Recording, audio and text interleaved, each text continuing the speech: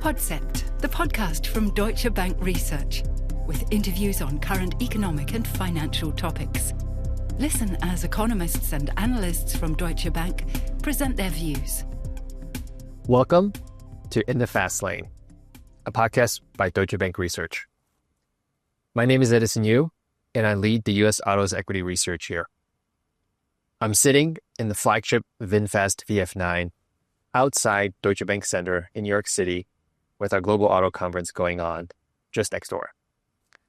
I'm delighted to be joined today by VinFast, the CIO, Chien, and the VP of IR, Amanda.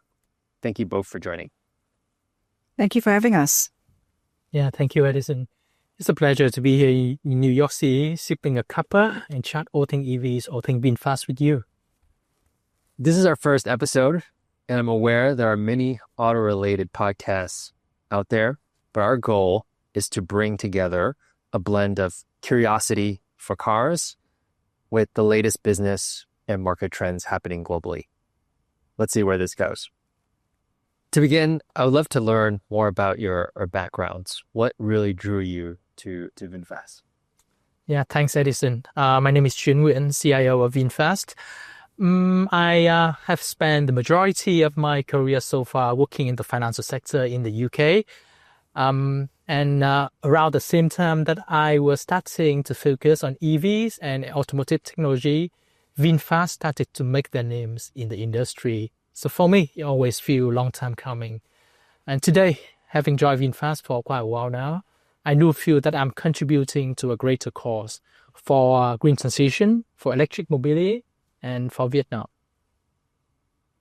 Hi, I'm Amandae Baey, the head of investor relations at VinFast. Being in this role, I really feel like I've come full circle. I started my career in finance, selling Asian equities to growth investors in this part of the world. And so I feel like this is a bit of a homecoming for me. I now work for a Southeast Asian company that's listed in the US. So we have three finance people in the car here. That's I feel right at home. For those listeners out there who aren't so familiar with VinFast, can you tell us the story, how it began? It's obviously been, I would say, very fast grower recently, and also the kind of origin story, if you will, of VinFast. Yeah, where do we even start? So VinFast, we was the first true OEM of Vietnam. And in 2021, we was the first OEM globally to fully pivot from internal combustion engine to an EV-only strategy. And today, we are the first and only EV OEM of the whole of Southeast Asia. So it's not wrong to say that we are carrying the electrification dream of the region, going global. And our vision is all about creating a sustainable future for everyone. We are trying to commercialize electric mobility not only as a product, but also as a lifestyle. Our story started in 2017 as, when we was founded as the automotive arm of Vingroup.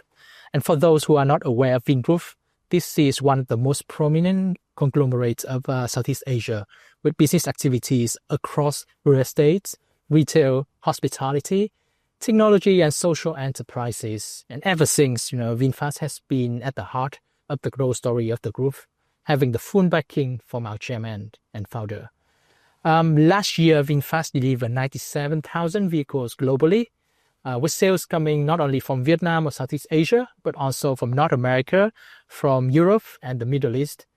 We have come, quite a long way, but we are aware that we still have a lot more to do. And we have announced the delivery target for this year, to at least double the number we have in the previous year. I'm very proud to say I actually went to Vietnam and visited the facilities and also visited many of the properties as well that Vingroup had. It's so pervasive, actually, it seems, throughout the country. Phenomenal experience. Thank you. This is obviously a great looking vehicle. So VinFast clearly has design language. Could you tell us a little bit more about some of the special features or the key differences that you're trying to really sell to the consumer? Okay, so my favorite part about the VinFast car, especially specifically the VF9, every seat has a massage option. Wow. Yeah. Really cool and not common to find in this part of the world. Yeah, on top of that, the VF9 is the top end of our vehicle portfolio, right? It has 22 different ADAS features, 29 connectivity and smart feature within the car. And yeah, massage chair. Who doesn't like it? And yeah, when we think about our vehicle lineup, we, as the motto of the company suggests, right, sustainable future for everyone. We want to be the OEM that cater to every customer needs at every pricing point. And the reality is our bestseller, the VF3 and VF5, are actually designed for the mass market, for everyone out there, from young professional, from, family housewives, for small family or bigger family as well. The idea behind it was to help the public in Vietnam and in other countries realize that they can afford to have an EV at low price, but still have good quality and good design. But at the same time, on the VF8 or VF9, the top end of our vehicle model, customer really appreciate the spaciousness, the high-tech features, the comfort, the massage chair. Yeah. And then in the middle of those, right, we also have what we call the mass premium models, the VF6 and VF7, which have the combination of the benefit from both. And those are the two models we actually introduced in India. Across all market, VinFast product follow key philosophy other than diverse. It also has to do with good quality, high value, competitively priced, good aesthetic, beautiful car that everyone love and can afford. Just out of curiosity, especially in the home market, what would you say is the typical buyer, whether it's age or income? How would you kind of characterize that typical buyer?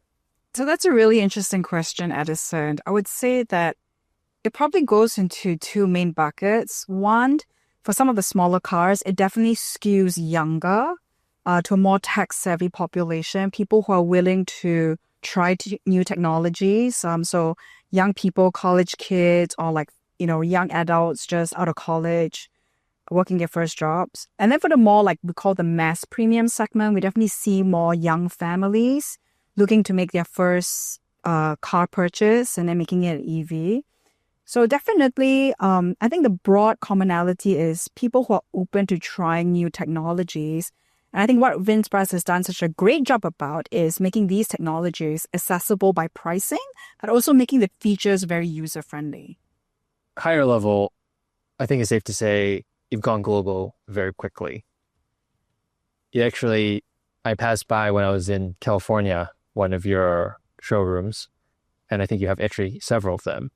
So can you walk us through your international strategy and how it's evolved and what are the key learnings?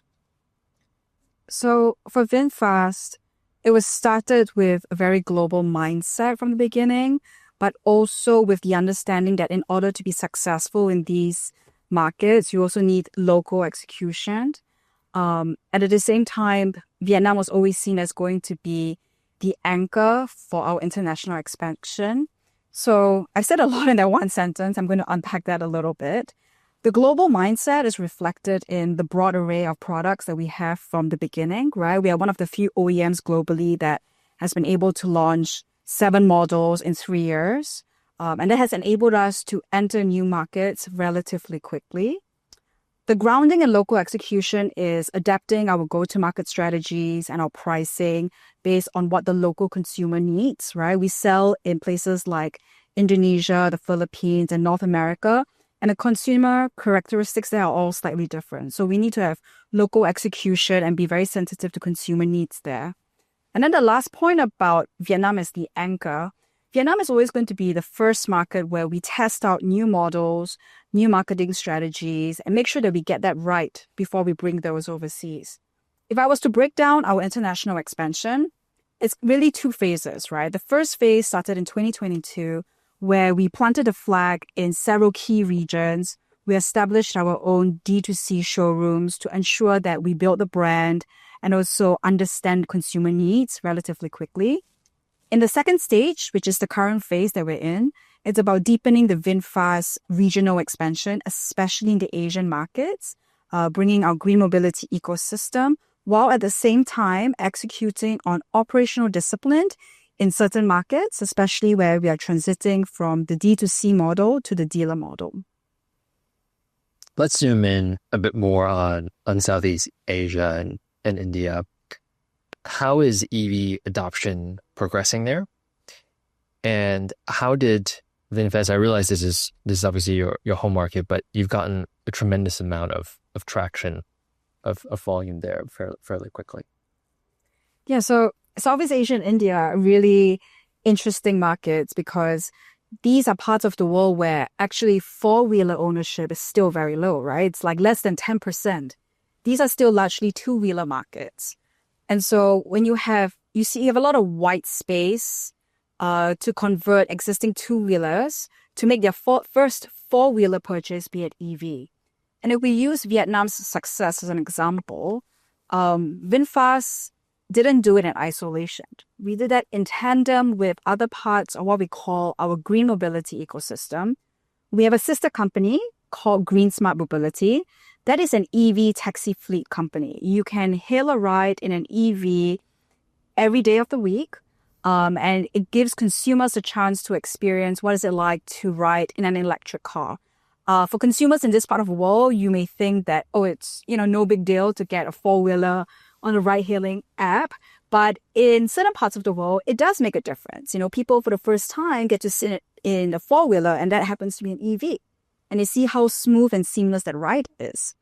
And the other important part of the equation, it's not just about having consumer familiarity with the EVs, but also making charging really accessible.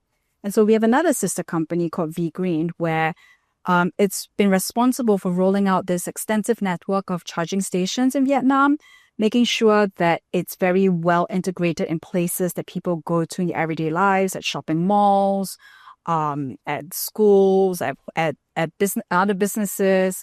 So having these ecosystem in Vietnam has really allowed us to be successful. And we're bringing those elements to some of our key overseas markets. I think you're planning some pretty decent expansion in India. Can you go over the right motivations behind that? Yeah, for free. So like I mentioned, India we know it's, one of the largest auto markets in the world, right? Largest by population, and still a lot of white space. Four-wheeler penetration in India is probably less than 5%. We are building a CKD facility, where the initial rollout is focused on producing our mass premium cars, the VF6 and VF7. The motivation there is really to be part of this electrification journey that's happening in India, driven actually by a very top-down approach. The Indian federal government and also various state governments are providing a lot of incentives to convert consumers over to EVs. For example, the GST on an EV is significantly lower than that of a traditional ICE car. So there's a strong top-down approach from a policy standpoint to push India towards electrification. And so we see a lot of opportunity there. And Edison, from a former investment banker, used to have a lot of deals conversation with Indian, interested parties. I know that it's not only the tailwind coming from the legislation side, but at the same time, Indian companies, big families, they do recognize that EV is the channel for them to catch up with the automotive world. And they've gone out, to the world looking for ways to bring in not only technology, but also potential products that can penetrate their market. For us, as Amanda rightly said before, India has very similar demographic to Vietnam. Young population with a significant portion of that population entering middle income soon, growing purchasing power, and growing appetite for high tech products. We do see the sky is the limit for this particular market. Our CKD plan, it is progressing very well. I'm very proud to let you know that it will enter production next month. Well, In fact, we just heard today that the first test production was completed. oh, that's fast.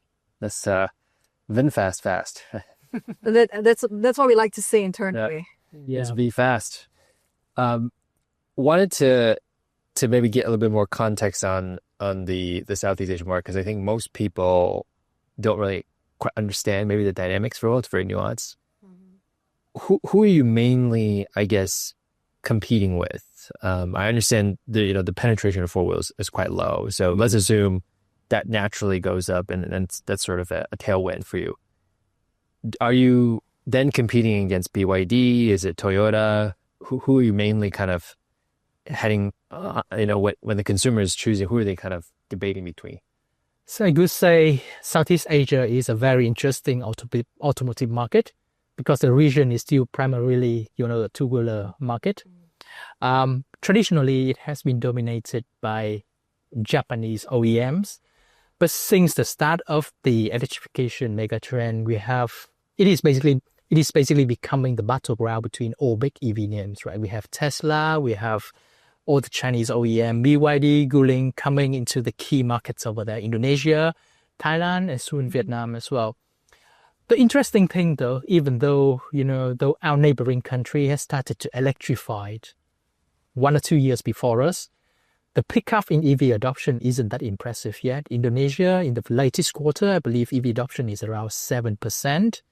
Philippines, 3%, meaning that the market is still wide open for all different OEMs to contest, right? Chinese OEM has done relatively well, but at the same time, it hasn't been, the headroom is still very significant. Yeah.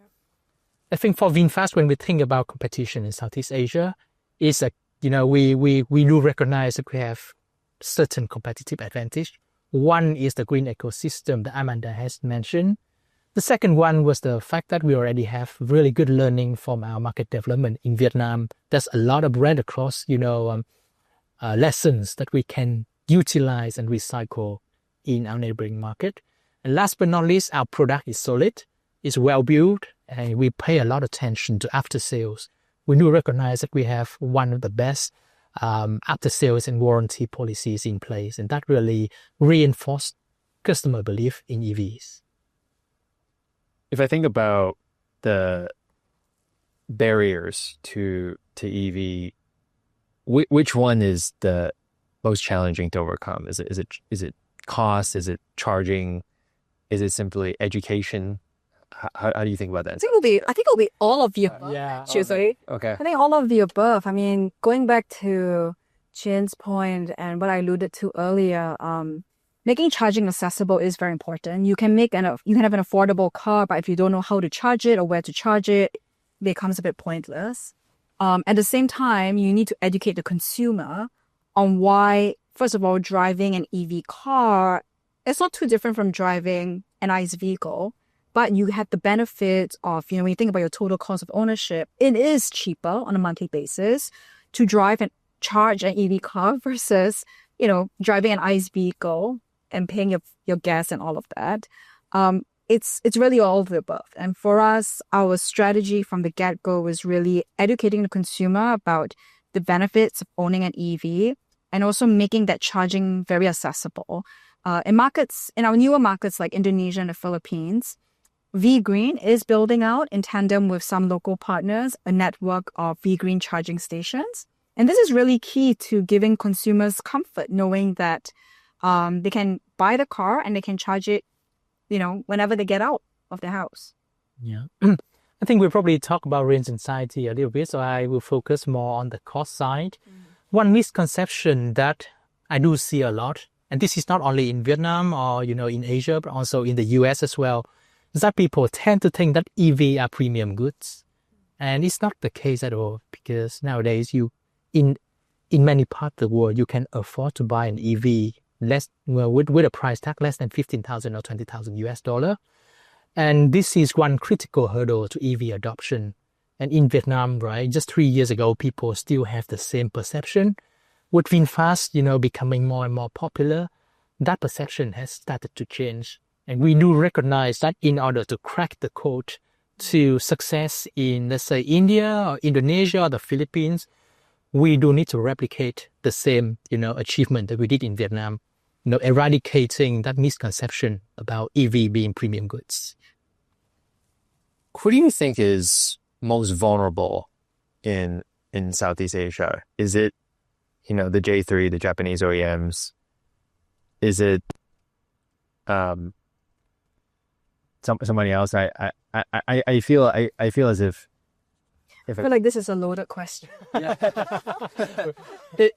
Because I was looking at some of the market share data. It seems Toyota is super dominant historically in Southeast Asia. And it just seems they don't really have a very coherent EV strategy, and maybe that works in somewhere like the US, where EV adoption has been much lower than people have thought. But it's not working for them, for example, in China, where they've had to really change what they're doing. Is that an issue for them in Southeast Asia, you think? I think they're still going to be a very relevant player, especially since they have a hybrid portfolio and a strategy around that. But when we think about the bigger long-term opportunity, we really see the opportunity for the entire market to grow eventually, right? I mean, I know that if you talk about Indonesia specifically, the auto market has been flat the last few years by overall sales. But within that, you see actually EVs as a market share of the overall passenger vehicle market actually grew. Last year, it was less than 5%. I think as of Q1, it was like 7% for Indonesia. But the Toyotas of the world still have their pretty dominant market share, right? And I think really for EVs to gain more market share for the overall market, it goes back to, do you have enough charging points? Do you have enough options for consumers to decide, okay, like I need to buy a second or third car and I want it to be affordable and it's going to be an EV? Yeah, I think different people probably have different views on this, but we are EV enthusiasts, right? So we really believe that the road to, mass EV adoption is pretty obvious. It's just a matter of whether it's going to take long or not. I'm aware that, the like of Toyota or Honda, they have very good, hybrid lineup, which they can rely on for about 5 to 10 more years. But if they are not really looking into EV, there's potential threat for them to lose their market share. And I think we probably will see this picture becoming a bit clearer in the coming years. Hybrid's interesting. It does seem in certain markets, the US probably one of them, Europe maybe, the various flavors of hybrid recently have gotten some momentum. So I'm curious, just very open to what do you make of that? Is that something that you would maybe contemplate one day, introducing, whether it's a PHEV or EREV or something like that? They are very good, middleman solution, I would say. But one day when battery technology is solid enough, when the cost of producing an EV gone down significantly, people will have to wait the cost benefit between the two. And I do firmly believe that EV, with the increasing tech integration, with the quiet and comfortable driving experience, eventually will come out on top. Hybrid car will be a solution that will stay around for another 10, 20 years. And it will be very good, for market where EV adoption hasn't, haven't peaked yet. But ultimately, there is expiry dates. Would VinFast ever consider doing the hybrids? I think you are auto expert. The architecture of a hybrid car and an EV car, they are totally different. And for us, right, at the moment, it's really important to focus on one particular type of powertrain and do it really well. And this is something that our investor probably will agree with us as well. Focus on one thing and get it done excellently. We talk a lot about the market. Let me dive into some of the more operational and technological elements. You have you have massive factory in your home country, which I've had the pleasure of visiting.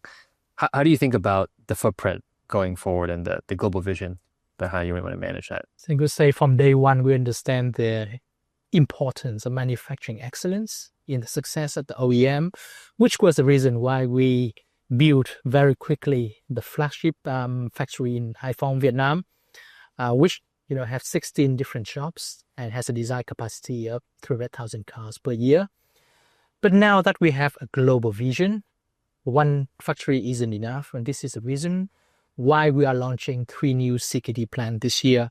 We talk about the one in India, which will have a design capacity of 50,000 cars per year, and is located in Tamil Nadu, which is the EV production, heaven of the country. And later in the year, we will also open our CKD plant in Subang, Indonesia, also have a design capacity of 50,000. These two will mostly serve the local market, but at the same time, we'll keep our mind open if the right export opportunity comes. In Vietnam, we are building a second factory.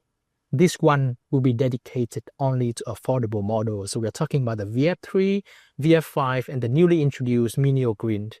The idea behind it was all about specialization. We want to have one plant dedicated to affordable models only and realize significant cost of the synergies and allowing, our main factory to focus on more premium models.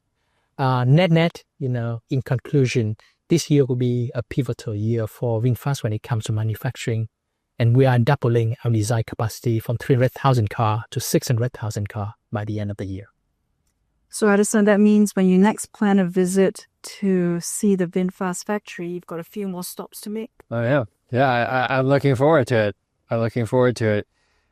One thing on the manufacturing side, I think most people realize it's hard, especially do it at scale. What kind of learnings have you gotten from the past couple of years, and can you take those and sort of translate them into Vietnam? I'm sorry, to India and to Indonesia. Saying, can you make it more streamlined? Can it be faster, cheaper? Yeah. I think the biggest learning for us, and it's not necessarily a learning because we kind of knew it from day one, was that the more local sourcings you can do, the better things will be because it builds a connection of the brand with the country. And at the same time, it helps us reduce a lot of costs when it comes to, import-export components. In Vietnam, we did it really well. In Indonesia and India, we'll start by shipping components from the main factory in Vietnam. But over time, we have initiative to increase the local sourcing rate in each of those markets. And it will be a combination of, sourcing from global tier 1 supplier with existence in that said country or with local suppliers. I have to ask about technology. All these auto companies these days, they're mobility companies now, and mobility companies are increasingly technology companies. So how do you think about the tech stack? Where do you feel you need to really differentiate and control from the VinFast perspective? I feel like there's 2 parts to that question. So number one, about the technology that we have in place today. VinFast has always been an innovation-led organization, whether through our partnership with globally renowned partners, or whether through joint development project with other technology company within the ecosystem of Vingroup. In recent years, we have invested a lot of time and effort into enhancing the tech stack within our vehicles, whether it has to do with ADAS level 2 or level 2.5 above, whether it has to do with AI integration into the car features, and at the same time connectivity in in-car infotainment. And it will always be a priority for us to keep ourselves competitive with the market when it comes to technology. On the second part, where we need to improve, this is fresh off the oven, but basically we announced earlier today on our earnings call that we are going to introduce a new set of vehicle platform and new EE architecture as part of our innovation for the next generation of vehicles. The idea behind it was to create a new set of platform that will allow us to integrate even more, tech into our vehicles, but at the same time allow us to be more efficient on the procurement, on the engineering and production side. These platform will go into our products as early as Q3 this year, starting with our Limo Green model, and then will be integrated in other models later on. The amazing thing about it is that each of the platforms we introduce will cater to a few different models, so it allows us to achieve a lot of cost savings. Other than that, on the EE side, we are introducing what we call EE 2.0, which is a new architecture following a new zonal architecture, which basically controlled by a supercomputer. It reduced significantly the number of ECU required for the car, and at the same time remove a lot of the requirement for traditional wire harness. Yeah, so net, it is a very exciting time for us. One follow-up on the E. So I think there's some other OEMs, some suppliers out there also aiming to kind of move toward this, maybe referred to as sort of software-defined architecture. Is that something that you developed in-house? Did you have to work with someone else to do it, such as Aptiv? Where was the I guess who developed or who controls, I guess, that aspect of the car? It is a co-development project between VinFast and a tier one supplier that specialize on vehicle technology and design. Okay. I guess you can't say who. Yeah, it's too. Is there too early? Okay, zero. Too early. Yeah. Well, separate but also related on technology. You have, and I've played around with your infotainment system, and I actually think it's very well done. Was that something you made a concerted effort to do? Is that something that you feel is super important to kind of develop and maintain in-house? Yeah, Yes. definitely. Okay. So a lot of the component of the software in our vehicles are done in-house.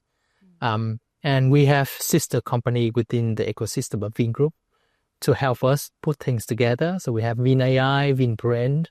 And take an example, right? All the offensive and defensive cybersecurity features in our car are taken care of by our Vin ESS, which is our cybersecurity company. When I think of VinFast, right? Technology is more than just the engineer and all the staff that we have in-house, but also the extended family of within Vin Group as well. That's one of the benefits of being part of a much larger parent conglomerate. There's a lot of cross synergies in terms of the technologies that is being developed in-house. And so in the next generation of vehicles rolling off the new VinFast platforms, you see a lot more, a higher degree of internalization. Mm-hmm. I can't conclude this without at least talking a little bit about the numbers. Of course. Given this is Deutsche Bank. Yeah. So we can look at it, I guess, from a couple of perspectives.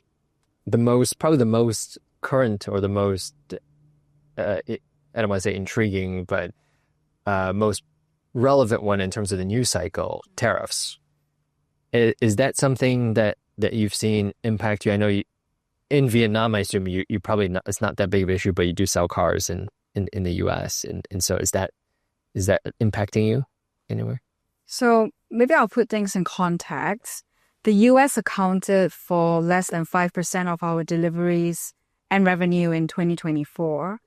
The reality is when we announced our 2025 guidance, which is to at least double our delivery volumes this year, that guidance took into account marginal contribution from a market like the US, because the company had decided that Asia and deepening our presence in the key Asian markets was going to be the focus this year. So to answer your question, I guess maybe a bit more directly, are we going to be affected by the US tariffs? I think every OEM says that they will, but to varying degrees. And for us, the US being such a small part of our revenue base, I guess you could say, we are just a lot more focused on deepening our Asia presence. And that's where a lot of the growth is expected to come this year. So naturally, the EV business, our business, very, very, very tough. The margins are low, and scale is very important. So, what is your path, or what is your plan to lower the losses, lower the cash burn at VinFast going forward? In capital expenditure heavy industry like EVs, there's two angles that every player have to pay attention to. Number one is scaling production, scaling operation, and makes a lot of sales. And secondly, narrowing loss and turn it into profit. I would say VinFast has done really well to the former in 2024, where we became the number one OEM in Vietnam and managed to deliver 97,000 vehicles globally. On the profitability front, we are still making loss at the moment, but the loss are narrowing. In the most recent year end, if we look at our gross profit and our net loss, they are narrowing compared to previous year. And this is a result of a combination between new material optimization that has gone down by 34% compared to 23, by reducing production costs as a result of scale, which has reduced by 50%, by optimizing our footprint globally and shifting our distribution model from D2C to a dealership model, and some other savings that we realize on operating and from R&D as well. So we have a clear line of sight to profitability, and we are executing it with determination. And just to add on to that, for this year, we do expect the cash burn to be around 2 to 2.5 billion. And that's because this is the year where it's really peak capex for our 3 CKD facilities coming online. So that we're going to see peak capex in like Q2, Q3 timeframe. And also the R&D expenses for the new vehicle platform that's being developed and then will be more widely commercialized in 2026.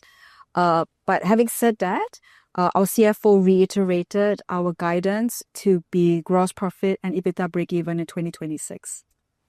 Yeah, and we are aware that in the EV world nowadays, the vast majority of the players are still in loss like us. It's just the nature of the beast. And, we are fully committed to making, EV accessible for everyone and to accelerate our route to profitability. So we put that all together.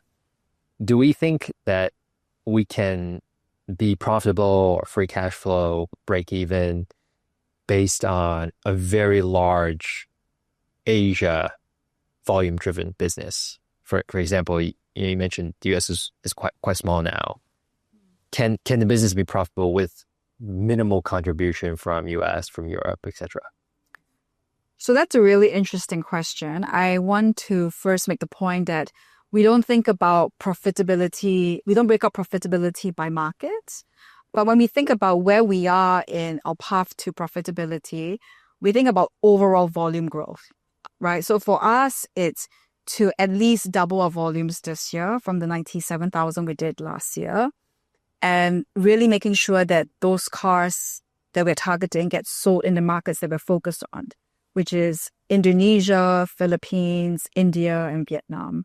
So for us, it's not about thinking about which geographies is going to get us to the profitability, but really just making sure we're executing on that volume growth while concurrently also implementing that cost discipline on our operating expenditures. I would say we are never designed to be an Asia-only OEM. We have a global vision. However, we are taking steps to get there. And Asia will be the very first step for a longer journey. Have you provided any sort of targets, as in you need X amount of volume to get positive, or X amount of volume to get free cash flow break even?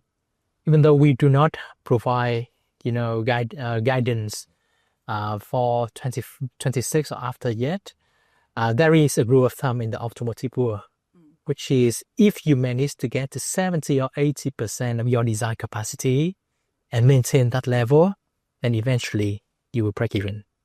Understood. Last question. What are the biggest misconceptions about VinFast? I think you've alluded to some already, but maybe recap that for us, if or add on if there's certainly any more, and then what's the, I guess, what is the next big milestone that we should look out for? So I would say there's actually quite a few misconceptions about VinFast. I think in no particular order.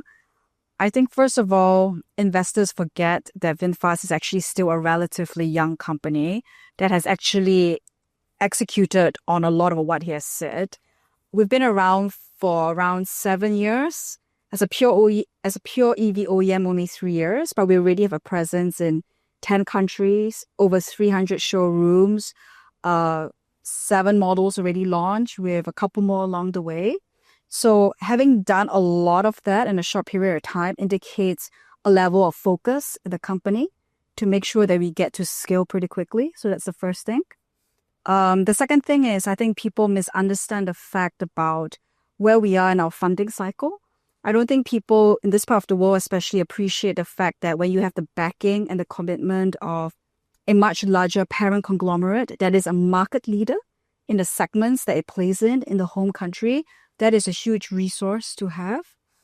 And I would say the last thing is people don't realize where we are at this interesting inflection point that Chien has spoken about, where we have demonstrated that we can execute on that scale. And we are committed to bringing that operational discipline, and you'll start to see that in subsequent quarters. I think when we think about the equity story of VinFast, right, each and every single year we have de-risked the story to some extent. So 22 and 23 was about whether we can create a commercializable vehicle platform or not. In 24, it was about whether we can scale up and become a leading player in Vietnam, which we did.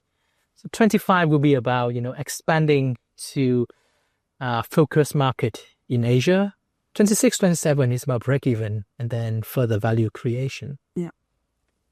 So looking forward, what's exciting? What's coming up next?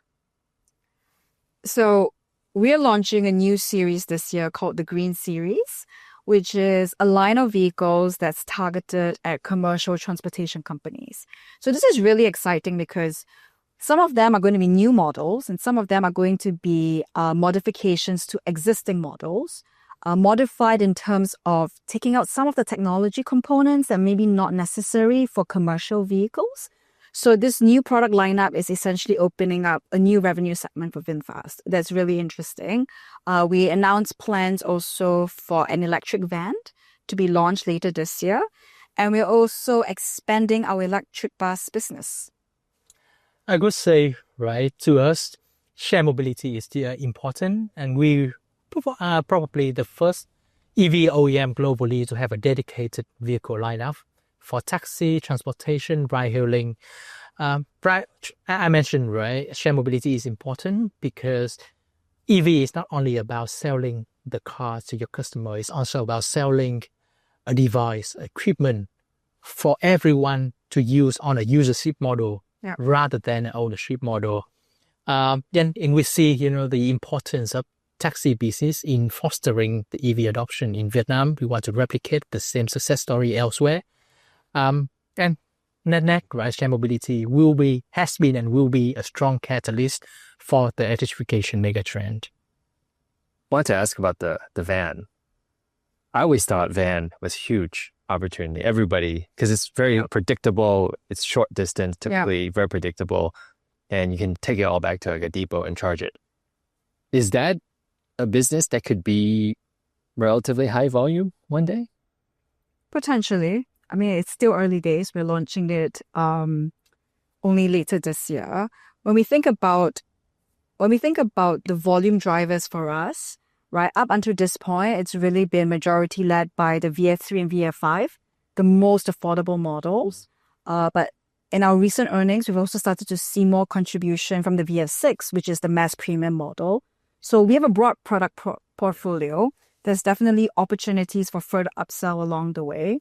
And having the electric van and having this Green Series that targets commercial transportation providers, that just opens up more market share opportunity for us. Well, then, no, we unfortunately do have to conclude.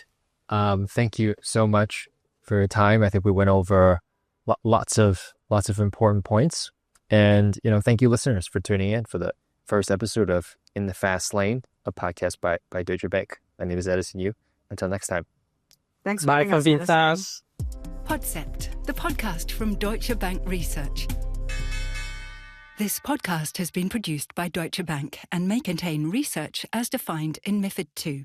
The information discussed is believed to be reliable and has been obtained from public sources believed to be reliable, although Deutsche Bank makes no representation as to its accuracy or completeness. Opinions, estimates, and projections discussed constitute the current judgment of the speaker at the time of recording. They do not necessarily reflect the opinions of Deutsche Bank and are subject to change without notice.